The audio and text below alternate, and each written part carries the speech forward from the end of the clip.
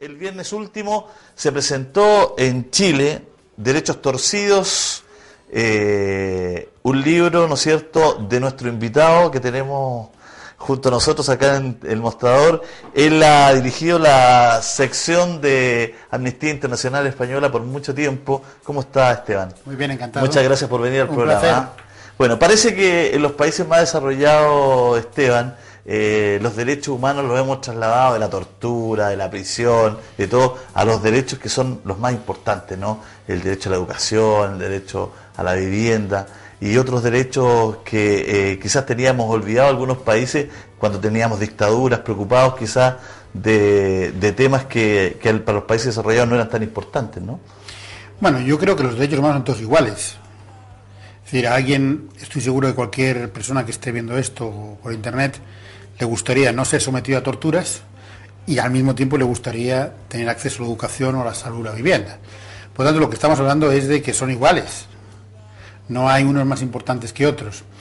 De hecho, las dictaduras, como aquí hubo, no solo implicó tortura, desaparición de ejecuciones extrajudiciales, sino también implicó que mucha gente estuviera en la pobreza sin acceso a la salud, a la educación y a la vivienda. Claro.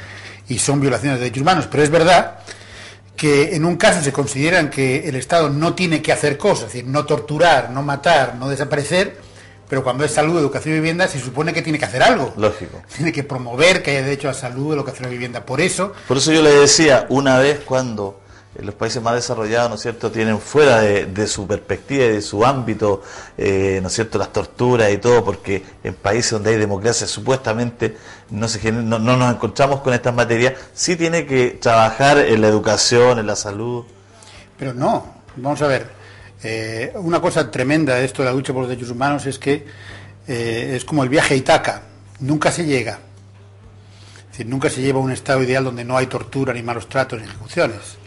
La misma Europa, por ejemplo, los gitanos, lo acabamos de ver ahora mismo, en Francia, digamos, sus campamentos son expulsados de sus campamentos, los gitanos de repente en Francia no sabe por qué, es el único colectivo que tiene que presentarse a la policía cada 4 años. Por lo tanto, los derechos humanos nunca se ganan del todo. Perfecto. Bueno, y entrando a los derechos torcidos, habla un poco de aquello, ¿no? Habla un poco de estos derechos que donde el Estado tiene que de una u otra forma meterse y garantizar, ¿no? Bueno, el libro tiene, digamos, una lista de tópicos. Se llama Tópicos, Mentiras y Medias Verdades sobre Pobreza, Política y Derechos Humanos. Entonces, por ejemplo, en un caso dice, los políticos, el tópico para mí es, los políticos deben hacer siempre lo que les pide la gente. En mi opinión, no. A veces la gente no tiene razón. A veces la gente se equivoca. Pongo el ejemplo en el libro, entre otros, de Brasil, ¿no? Por ejemplo, que muy democráticamente la gente votó que debían llevar armas toda la gente en las manos, aunque se suponga 4.000 muertos más por año. O sea, puede ser muy democrático, pero es un suicidio. Otro tópico que planteo es, por ejemplo, la pobreza es inevitable. Es un tópico. La pobreza no es inevitable, no viene normalmente de la langosta o de las plagas. Vienen de decisiones concretas que toman gobiernos o empresas que hacen que gente esté en la pobreza. Otro es, la inmigración es un peligro. Aquí Chile, yo hace 12 años que no venía por Chile.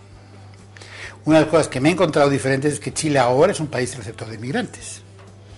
Pero no está claro si tiene una política de tratar con esos inmigrantes, o de cómo se trata de esos inmigrantes. Y aquí mantengo, en Europa, por ejemplo, es percibida la inmigración como un peligro. Y se plantea, por ejemplo, que es una cosa histriónica, digamos, lo que los europeos tenemos en relación con la inmigración, porque, por un lado, rechazan, digamos, los gobiernos rechazan desesperadamente a los inmigrantes, pero por otro lado los necesitan desesperadamente. O, por ejemplo, planteo que la transición española, afortunadamente para ustedes, no fue ni modélica ni modelo para el resto del mundo en el tratamiento de las víctimas, ¿no?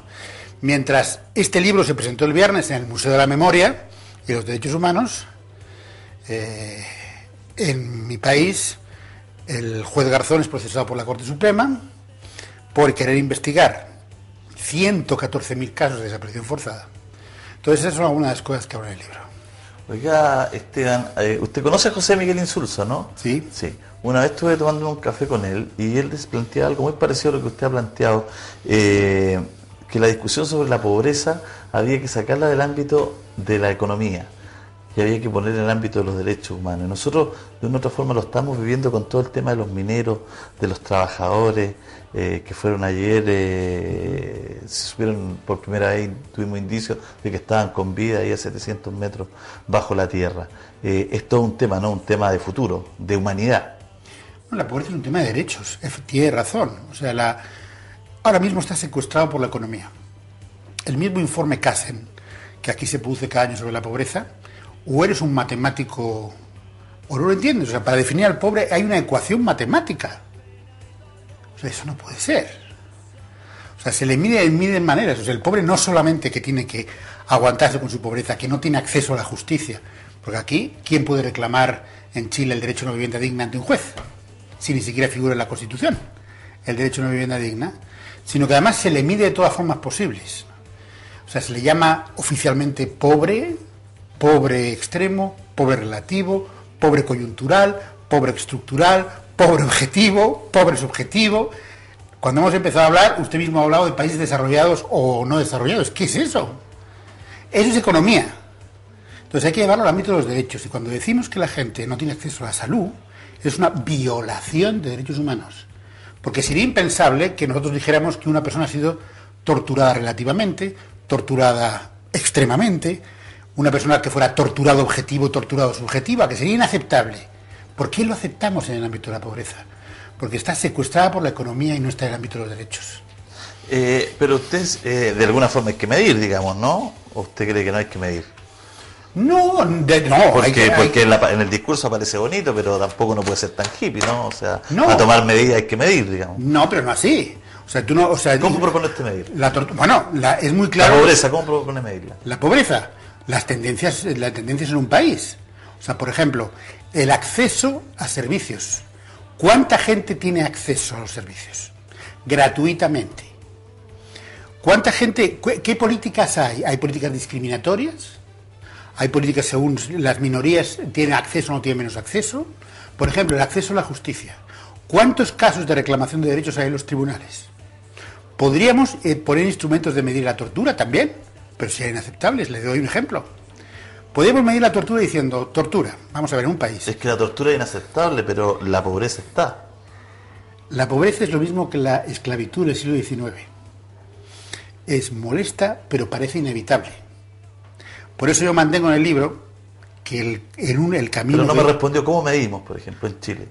¿En Chile? Sí. ¿La pobreza? Sí, ¿cómo medimos si no se puede medir? Si usted dice, no, los economistas, una ecuación, ¿cómo se mide? ¿Cómo propone medir? Con respecto al acceso a derechos. El acceso a derechos. O sea, para eso tienes que documentar, por ejemplo, hacer una investigación sobre racismo y pobreza, sobre población indígena y pobreza, pero en el acceso a derechos. O sea, el Estado tiene un papel.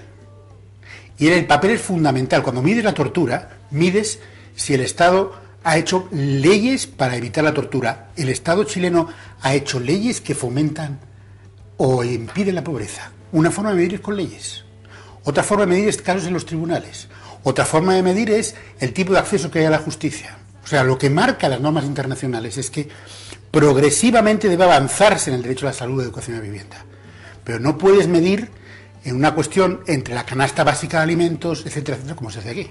O sea, no se puede medir por la capacidad de consumo que tiene una correcto, persona. Sino porque eso es economía otra vez, sino por el acceso a los derechos. A estos derechos que estamos hablando. Preguntamos en Facebook, ¿qué derechos crees que son los más sobrepasados en Chile? Carlos Montes Valle dice todos, y lo más grave, está demostrado que para algunos ha sido un suculento negocio. Macarena Humada dice el de la salud, por supuesto. Danilo Alarcón dice todos los existentes y los que vendrán, ya sea por mezquindad económica, política o religiosa. La deformación cívica es feroz en este país. Un poco deprimido, señor. Sí, Jacqueline Vargas, te leo. ¿Cómo es posible que un grupo de chilenos lleven 41 días en huelga de hambre y no se informe nada? ¿Dónde está su derecho a la vida? Natalia Araya dice mi derecho a la información.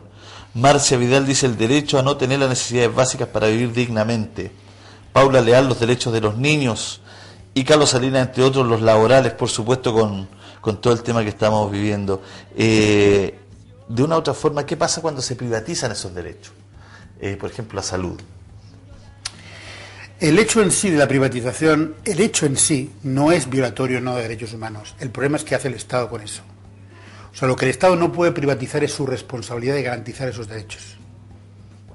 Por ejemplo, lo que hay una tendencia muy peligrosa en varios países es cuando el Estado no solo privatiza en salud, sino que entrega a fundaciones y ONGs la gestión de derechos de lo que yo llamo los últimos de la fila de una sociedad. O sea, jóvenes, ancianos, desocupados, indígenas en este caso. Entonces, eso no puede ser. O sea, el Estado no puede delegar esa responsabilidad, ni menos a empresas. Cuando las empresas construyen una escuela, cuando hacen eso no es derechos humanos, y eso es hacer que el Estado se quite de sus obligaciones. Si hay algo que el Estado tiene que hacer, si hay algo que un político tiene que hacer en el gobierno, es hacer que los últimos de la fila se incorporen a la sociedad lo antes posible. Y eso se hace con políticas que respeten esos derechos, no que subcontraten el día a día de los menores, de los ancianos, de los jóvenes, etcétera, ¿no? Y en salud es muy parecido. Digamos, no es tanto que se gestionen los hospitales privadamente. El problema aquí es que normalmente la gente tiene que pagar por servicios de salud. Y lo que marca las normas internacionales es que hay un tipo de servicio de salud, de atención primaria y de seguimiento de la atención primaria que debería ser gratuito. Esteban, ¿cuál es la invitación que hace el libro Derecho Torcido? ¿Cuál es la invitación que le hace al lector? Bueno, puede ser un libro no placentero, pero hasta ahora no he encontrado a nadie que bostece al leerlo. Claro, que también esto es muy fácil de decir porque nadie se va a atrever a hablar delante de mí y decir he bostezado ostensiblemente en el libro. Pero es un viaje en el que uno tiene que tener la aventura de saber que puede retorcer lo que piensa, lo que ha aprendido en conversaciones con escuelas, en conversaciones con compañeros de escuela, compañeros de trabajo, y a lo mejor en ese viaje cambia de ideas o las mantiene. Yo lo que le propongo es un viaje. Hay al final del libro una cosa que se llama Diccionario de Contenido Sorprendente, en donde son palabras que la gente cree que significan una cosa y yo me digo que significan otra. Es decir, intento patear el tablero que dicen aquí. Muchas gracias, Esteban, por venir a mostrarte.